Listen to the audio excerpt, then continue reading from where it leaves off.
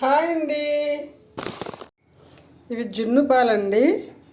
మేము ఆ పాలు వాడికి పట్టే వాళ్ళు మాకు ఇచ్చారు. ఇలా బెల్లాన్ని తురుముకుంటూ ఆ పాలల్లో కలుపుకోవాలండి. బాగా మిక్స్ చేసుకోవాలి.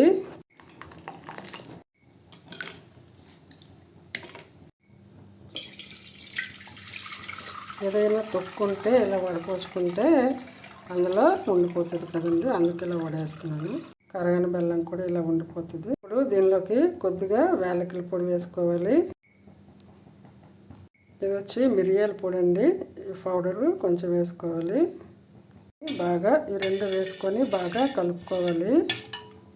ఇప్పుడు మనము ఇడ్లీ చేసుకునే ప్రాసెస్లో ఇలా పెట్టుకోవాలండి. మూత పెట్టుకోవాలి. ఇలా 45 మినిట్స్ లేదా 1 అవర్ ఉంటే మనకి జున్ను రెడీ అయిపోతుందండి. జున్ను రెడీ అయిపోయిందండి.